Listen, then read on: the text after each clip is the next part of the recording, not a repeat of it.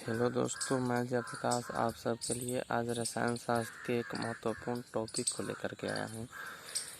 Electronic विन्यास को ज्ञात कैसे किया जाता है। तो किसी भी तत्व का इलेक्ट्रॉनिक विन्यास हम ज्ञात करना सीखेंगे। उससे पहले हम जानते हैं उसमें अष्टक नियम आता है। तो अष्टक नियम होता क्या है? अष्टक नियम यह नियम कहता है कि किसी भी परमाणु को अस्थायी होने के लिए उसके बाह्यतम कक्षा में 8 इलेक्ट्रॉन की आवश्यकता होती है। इस नियम के अनुसार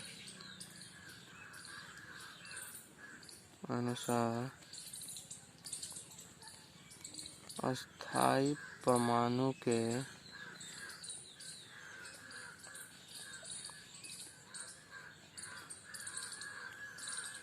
बाह्यतम कक्षा में 8 इलेक्ट्रॉन होना चाहिए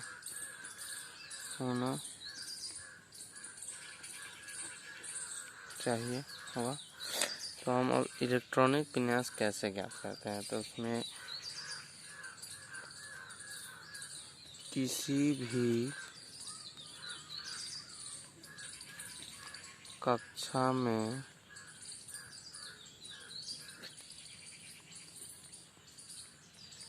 इलेक्ट्रॉन की संख्या 2n² होती है। 2n² यानी किसी भी कक्ष में इलेक्ट्रॉन की संख्या, कक्ष मतलब होता है जैसे कि इलेक्ट्रॉन जिस पथ पर चलता है उस पथ को कक्ष कहा जाता है। तो n बराबर कक्षा की संख्या। कक्ष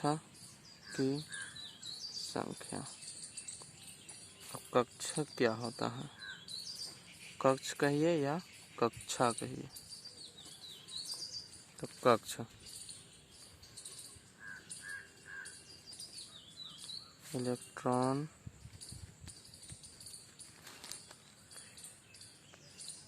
जिस पथ पर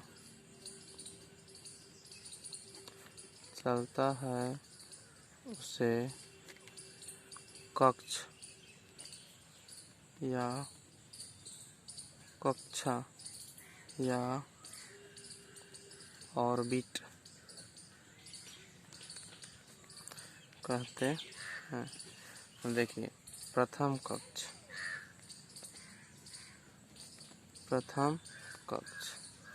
तो फॉर्मूला होता है किसी भी कक्ष में इलेक्ट्रॉन की संख्या कितनी होती है? 2n² होती है।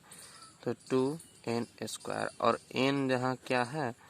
कक्षा की संख्या है।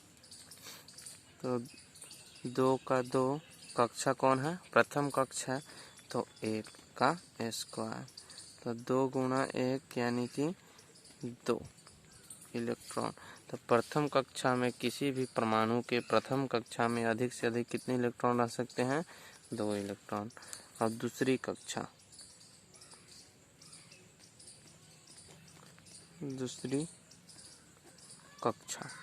तो 2 और दूसरी कक्षा है तो इसका स्क्वायर। 2 गुणा 4 यानी कि 8 इलेक्ट्रॉन। दूसरी कक्षा में अधिक से अधिक कितने इलेक्ट्रॉन रह सकते हैं? तो ये 8 इलेक्ट्रॉन दूसरी कक्षा में अधिक से अधिक रह सकते हैं। तीसरी कक्षा किसी भी परमाणु के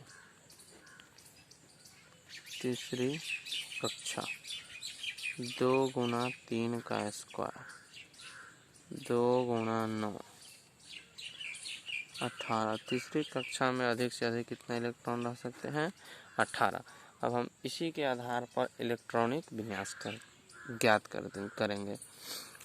तो इससे पहले क्लास में हमने बताया था परमाणु संख्या के बारे में, तो सबको याद होना चाहिए। तो हम किसी भी तत्व के इलेक्ट्रॉनिक विन्यास को ज्ञात कर सकते हैं। और हम इलेक्ट्रॉनिक विन्यास ज्ञात करना सीखेंगे। इलेक्ट्रॉनिक विन्यास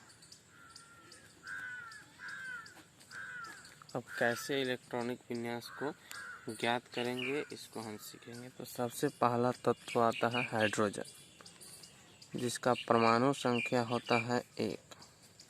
तो हम इसका इलेक्ट्रॉनिक विन्यास कैसे ज्ञात करेंगे?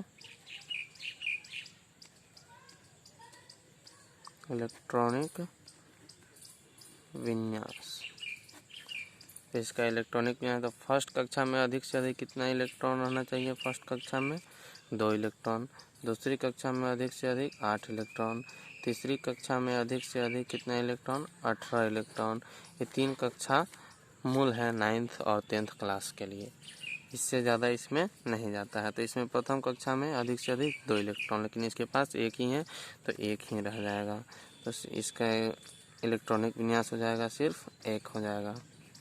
अब देखो हीलियम है He, अब इसका परमाणु संख्या होता है 2 और हम इसका इलेक्ट्रॉनिक विन्यास लिख देंगे तो प्रथम कक्षा में 2 इलेक्ट्रॉन हो जाएगा।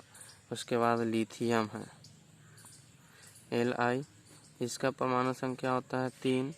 तो इसका इलेक्ट्रॉनिक विन्यास जब हम लिखेंगे तो प्रथम कक्षा में अधिक से अधिक हमको 2 चाहिए तो 2, दूसरा कक्षा में अधिक से अधिक 8 चाहिए, लेकिन यहाँ पे 8 नहीं है, एक इसमें कितना बच रहा है? 3 में से 2 तो प्रथम कक्षा में रह गया तो 1 बचा तो 1 हुआ, यानी कि इसका ऐसा बनता है, ऐसा हुआ।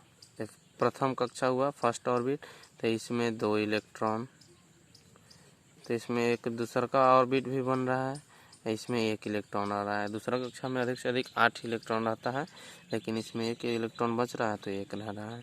और ऊपर में हीलियम को देखे थे, हीलियम तो इसमें प्रथम कक्षा में 2 इलेक्ट्रॉन था तो 2 इलेक्ट्रॉन, ऐसे इसका क्या हुआ? परमाणु संरचना ये हुआ। संरचना कैसे बनता है तो ये भी हम लोग सीख लिए आज। 1 इलेक्ट्रॉन है, हो गया। अब इसी तरह से हम किसी भी तत्व को अब ले लेते हैं। अब सोडियम को लेते हैं Na, तो इसका प्रथम कक्षा में कितना इलेक्ट्रॉन? 2, अधिक से अधिक 2। सोडियम का परमाणु संख्या 11 होता है ना। तो प्रथम कक्षा में 2 इलेक्ट्रॉन तो बचा 9, और दूसरे कक्षा में अधिक से अधिक 8 इलेक्ट्रॉन रह सकते हैं तो इसलिए 8, और तीसरे कक्षा में अधिक से अधिक 18 इलेक्ट्रॉन रह सकते हैं, लेकिन हमको बचता है 1 तो इसलिए 1।